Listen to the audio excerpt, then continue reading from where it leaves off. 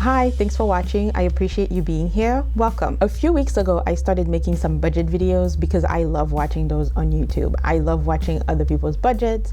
I love watching how they spend their money. I love it all. So I thought that it would be a fun way for me to share and document my journey. But recently, I started thinking about expanding my budget series. And one of the things that I've decided to start doing was reveal my zero-based budget with you. In this video, I am going to go over what a zero-based budget is. I'm going to provide some background information on my family's own zero-based budget, and then I am going to do a detailed breakdown of the previous month's budget. But before we get into it, here's a little bit about me. Hi, welcome to my channel, and I'm glad to have you here. Here's a little bit about my family. Our household consists of myself, my husband, and my toddler. My mom also lives with us, but she's not included in our finances. My husband and I both went to graduate school, but we no longer have student loan debt, fortunately. I work in banking and he works in aviation. I handle all of the family's finances, and I love my role as the self-appointed CFO. I love talking about all things money, making money, saving money, investing money, and optimizing my portfolio and my finances in general. I look forward to taking you on a wealth building journey with us. I hope you enjoyed the videos and the channel as a whole, and I look forward to getting to know you. I am very open, so feel free to send me messages at any time or starting conversations in the comment section below. Okay, so what is a zero-based budget? A zero-based budget is a method where all of the expenses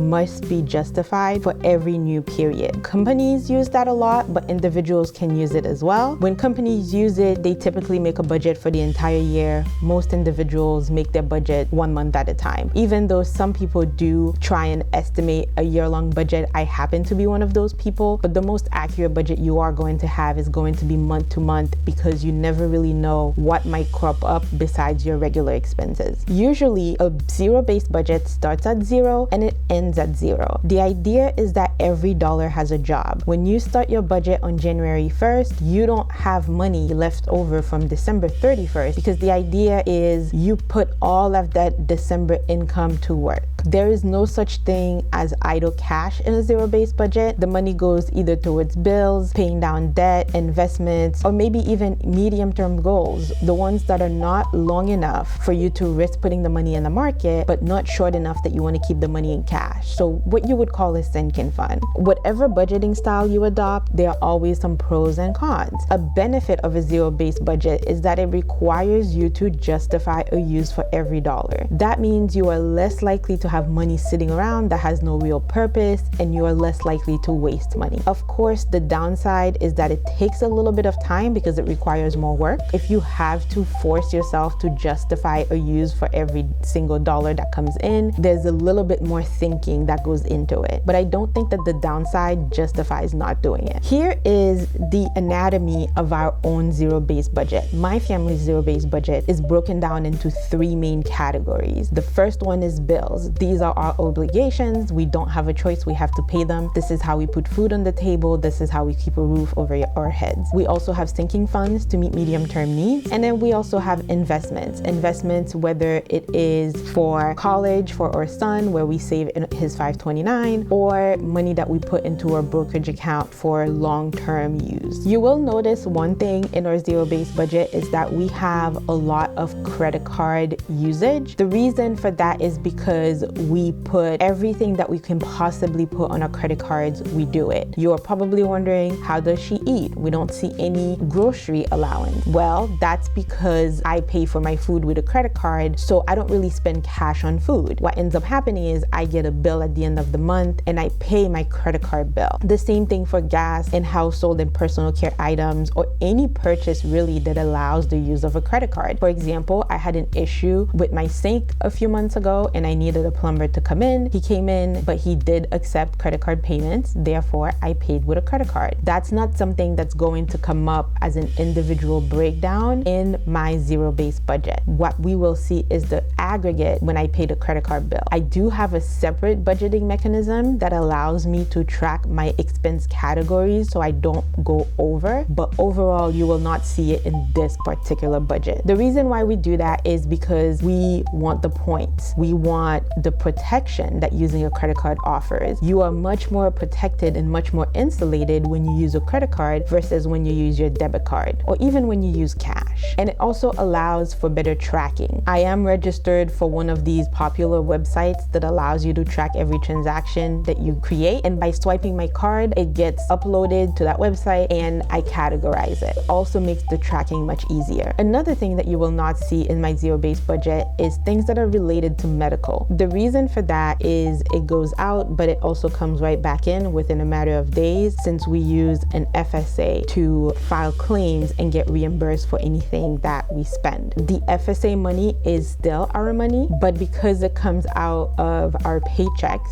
before we ever get to see it, it's not cash that we ever have to really move around. A good example of that would be if I pick up my prescription at CVS. I have a $10 copayment on my prescription. I swipe my credit card for $10. I immediately get a receipt, and within a couple of days, I use that receipt to file a claim and get some FSA reimbursement. That FSA reimbursement goes into my account. I use that $10 towards my credit card bill. So although the money is moving, it's moving in and out in the same amount and it zeroes itself out. So for the sake of simplicity, anything that nets to zero, I completely exclude from this budget. All right, let's get to the previous month's $0 budget. If you are enjoying this video so far, don't forget to hit the like button so the algorithm knows that it's good. And of course, subscribe for more content. If you think any of the information that I provide here might be helpful to somebody else, be sure to share it with them. On the screen here, you can see the mostly blank Excel sheet where I am going to lay out the zero-based budget for September 2022. I know this video is super late, but better late than never. If you haven't watched my videos before, just a quick recap that I am actually not going to break down every single component, every single category. For example, I'm not going to say pay period 1, pay period 2. I'm just going to give the total for the month. It helps to keep things streamlined and it keeps the video from getting too long and too boring. I will start off with rental income. So for the month of September, I collected $3,254 in rental income. If you've watched the previous videos in the last couple of months, you'll know that I've had some issues with the rental, and it has to do with some broken piping that resulted in the tenant moving out, and now I'm in the middle with dealing with the repairs. Fortunately, we have very good insurance. On the expense side, there really isn't much, but it is costing me rental income, and it is costing me a lot of time and brain power into trying to organize everybody and get the logistics under control. In any case, my personal income from my job for the month of September was $8,107. I know that sounds like a nice income, but I didn't get a raise or anything. It just happens to be one of those months where I get 3 paychecks, so there's really nothing all that impressive there. And then on my husband's side, his income was $7,158. And then on the other income side, month to month, it varies. Some months we get other income and some months we don't. It really depends on what it is. There are times where we get random things from, say, for example, a class action lawsuit. Apparently, I've been wronged a lot by corporate America because I have always, to a certain extent, gotten some type of class action settlement. It's been as low as $5-6, but I've gotten like a couple $100s before. Also, every quarter we get money from selling our SRECs, which are energy credits, back onto the grid because we do have solar panels on the house. They are owned and not leased, so we do sell those credits back and we get money periodically from that.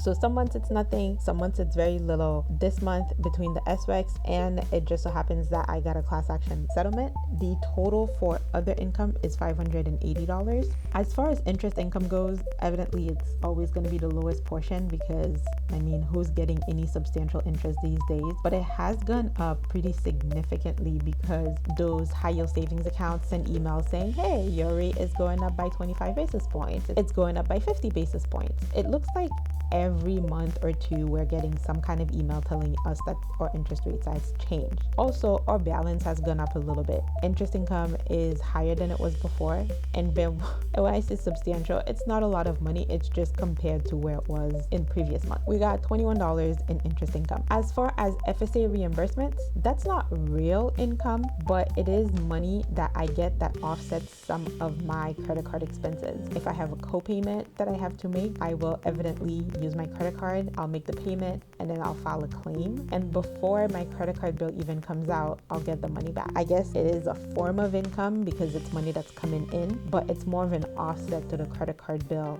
than anything else, not true income. If I don't spend the money, I don't get any money. And for FSA for the month of September, the claims added up to $112. That left us with a total net income of $19,232. Keep in mind that I get to spend, save, or invest all of this money because that is the money that we get in after taxes, insurance, 401k contributions, etc. Now moving on to the money out section, you'll see me scroll over here. The top category is housing. That is always the most expensive. It is a fixed cost unless taxes go up, but it hasn't gone up recently. The amount is the same that it has been for the last couple of months, or I would say even almost the past year, $2,700 for the month. And then the next category is rental mortgages. That would be mortgage, taxes, insurance, etc. for the rental properties. $2,550. I have that as a line item in my expenses because it doesn't really matter if I get rental income or not, I still owe that money. And then there is rental expense that's not mortgage, but it's things that the tenant is not responsible for. That would include stuff like maintenance, water, trash collection, landscaping, or snow removal whenever it comes to that, electricity for the common areas, like everything you can think of that the landlord is responsible for falls in that category. The total amount for the month of September, $1,047. And then for daycare is an expense that I didn't really have in August. We only had daycare for a couple of days, and my son actually didn't go to daycare in September. He only started back up again this month. When I'm recording this video, it's actually October by now, as I'm sure you'll realize. The daycare expense that I had, it was just to reserve the spot and for his registration fee and a technology fee. We spent $435 on that. Next, we have the car note, and that is always fixed, $940 for the car note. I do have a video on that. If you think that this is a really high car note, you are right. I don't blame you, but there is a story behind it. If you're interested, check that out. I will link it in the description box below. The next categories are going to be all credit card payments. I believe in credit card use, not in credit card debt. I actually do not have any credit card debt. We don't carry balances. The PIF that you see in parentheses on this sheet stands for paid in full. That means whatever amount that I put in that Excel sheet means that is the amount that is required to bring it to a zero balance. I never, ever carry credit card debt for any reason whatsoever. I don't care if they have a promotion. I don't care if they have buy now, pay later, whatever. I don't do it. The first one is the American Express. For that, we have $2,550. Next, we have the Chase Sapphire Reserve, $1,300. You'll see these are pretty steep balances, but everything that you don't see here, for example, gas for the car, grocery shopping, trash removal for a personal residence, everything that you can think of that I don't list here, paying the cell phone bill, paying the cable bill, paying Netflix, whatever the case might be, they all go on that credit card or one of those credit cards depending on what the rewards are. Also, we had a trip over the summer. We went out to California and Ubered everywhere. We ate out a lot. We had to buy some plane tickets. We had to pay for baggage fees. That means we were swiping our credit cards a lot. And of course, September came around, we had to pay the bill. And that is the primary reason why these cards are so high. For the Bank of America credit card, the amount is zero. Honestly, this is my oldest card. I only use it every couple of months just so they don't close it because it does wonders for my age of credit. It's my oldest credit card, but the rewards are not very good. So I don't like using it except on the rare occasion where it's a small enough amount that the rewards don't matter, but frequently enough so that they don't close the card on me. As far as the Target Red Card, the amount is also $0. I don't use it very often, only when I'm trying to get the 5% off and I can't get a better price anywhere else. I am actually planning on using it this month simply because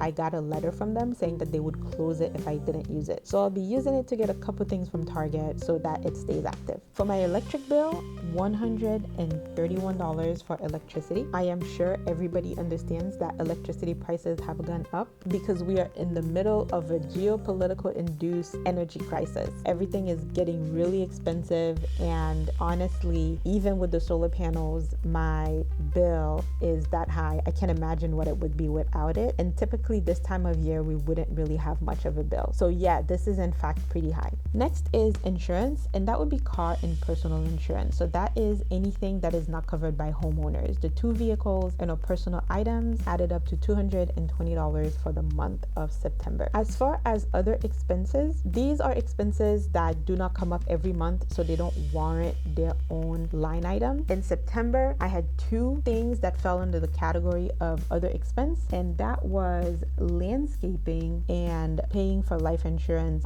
for my husband. We got some supplemental life insurance for him, and those added up to $500 for the landscaping and $36 for the life insurance, for a total of $536 in the other expense category. And then that brings our total expenses to $12,409, and the money left over is $6,823. Now that's the money that we have to play with as far as saving and investing. Before I get into savings and investments, I want you to look at this gray box right here. $6,800 is what we have left over. It's the exact same amount as this before I fill this out, but there's a slight difference with this box. This box reminds me that my goal is to have $0. If I have a negative amount, that means I spent more than I brought in. And if I have a positive amount, that means that I have money that's not being put to work. Either pay down debt, meet my financial goals through savings, or it's not being invested. It's also a source of temptation. When you see money there that is not earmarked for anything, you are much more likely to spend it because you feel like, hey, it's extra money that I found, as opposed to giving it a purpose. So I'm big on giving my money a purpose. Every single dollar has to have a job, in my opinion. Now, here is how I broke down that $6,823. Starting off here, the Roth IRA from my husband, we actually maxed out his Roth IRA this year already. That finished up in June. We did $1,000 a month every month until June. That means we don't have anything to put into his Roth IRA. In my Roth IRA, I decided to max it out in January. As you can see, based on what the market has been doing, I immensely regret that. I am never going to do that again. I am so bitter about this that every time I get to this section, I rant about it. I know what the studies say. I tried to follow the science, but the emotional turmoil from watching all of that $6,000 just simply disappear, there is no amount of studies and facts and numbers that can make up for that. Of course, I'm not going to touch it. I know better. My irrationality stops there. I am irrational enough to be mad about it, but not so irrational that I am going to lock in my losses by taking any money out. Anyway, I am on a rant about this. Before I go further off on that tangent, I am going to confirm that that amount was $0 for this period for my Roth IRA as well. For the 529 plan, which is my son's college savings, the fact that we didn't have any daycare expenses for the last couple of months means that I have boosted his 529 a little bit. I figured that's money I would have been spending anyway, so I might as well make sure that he benefits from it in some other way. Normally, we do somewhere between $700 or $800 into his 529, but again, having almost no expenses in the month of August, and then in September only having to cover the initial registration fee, we had some extra funds, so we put $1,667 into his 529. And I know 167 is a bit of an odd number, but if you do the math for 167 times 12, that's actually $2,000. So that's how I came up with that number for his 529. You'll notice that a lot of his 529 contributions end somewhere around 66 or 67, and that's the reason why. And then for the brokerage account, we decided that we were going to be a little bit more aggressive about saving outside of our retirement accounts. We both have 401ks that we max out, and we also max out our IRAs. But I didn't really get serious about saving in the brokerage until maybe a year or so ago. I made a commitment that I would save no less than $1,500 a month every month as long as I could afford it. So far, we've been successful. Fortunately, there are some months where we've been able to save well above that, either because we have extra money, we have fewer expenses, whatever the case might be. This month was one of those months, and I ended up putting $2,800 into our brokerage account. I'm gonna skip the sinking fund for a minute, and then I am going to go over to the Treasury I bonds. I bonds right now, spoiler alert, $0. Fantastic rate. However, there is a calendar year limit where you can only put so much, and we maxed out that amount in January. So both my husband and I, we contributed to it and we maxed it out, and we don't have any more room to put any more money in I bonds. As far as our high yield savings account from American Express, that is an account that we use as our emergency fund in addition to the I bonds. The I bonds are the bulk of our emergency fund, but not all of it, for a couple of reasons. One, you can only put so much a year, as I previously stated, and also because the money is not accessible at all within the first year, we have to give ourselves a little bit more room using another account where the money is a bit more accessible. I have 2 videos on I bonds if you're interested in finding out more about them, and I also have 3 videos on emergency funds where I talk about how you can really set your emergency fund up in tiers where you can have different levels of liquidity based on your needs, and also make sure that the money is working for you to a certain extent. I bonds are somewhat liquid, but they're not as liquid as a high yield savings account because they're locked up for the first year that you put them in. But high bonds give much better rate, and even though the rate is just keeping up with inflation, it's still better than what you can get in a regular bank account at 2 or 3%. With that said, I actually did not contribute anything to the American Express savings account either, because I felt like I am in a good place with the emergency fund, even though the I bonds weren't immediately accessible, just based on the diversity of the sources of income that we have, and then the wiggle room that we have, because all of these expenses that you see, they're not all necessary expenses. If we absolutely needed to, we could cut out a good portion of it. I don't really feel like I'm in a place where I need to add more money to my emergency fund. But as you can see here, there's still $2,856 left. I took that and I put that into the sinking fund in the Bank of America account. And that is in preparation for the winter that is coming. Energy prices are really high, so we're sure that our energy bills are going to be higher. Our son is back in daycare, and this daycare is a little bit more expensive and they have more activities. So there's a lot going on. I felt like I would be more comfortable having that money in a sinking fund. And it certainly doesn't hurt to have that, especially given the issues that I've been having with the rental property. Because we have insurance, like I said, those expenses have not fallen on our shoulders so far, but you never know when you're gonna get to a point where something needs to be done and the insurance is either gonna deny it because they feel like that's not something they have to cover, or maybe I want something a little bit nicer than what the insurance company is offering and I might have to foot the bill myself. Also, the insurance companies, they are notoriously slow, and every day that this unit sits damaged and unoccupied is a day that I'm not making income off of it. Maybe I am gonna be willing to front load some of these expenses if I'm sure that I can get reimbursed for them, and then I'll get the money at a later date. There are lots of reasons why I want to beef up that sinking fund right now. Nothing in particular that it's earmarked for. I just feel more comfortable having it. This is it for the zero-based budget for the month of September. It is unfortunate that the video is so late, but I hope you enjoyed it anyway. Leave me your feedback in the comment section. Let me know what you think of this budgeting style, if you enjoyed this video or not, if you do a budget like this or not. I always welcome feedback and your input. I hope you enjoyed the video, and I will see you in the next one.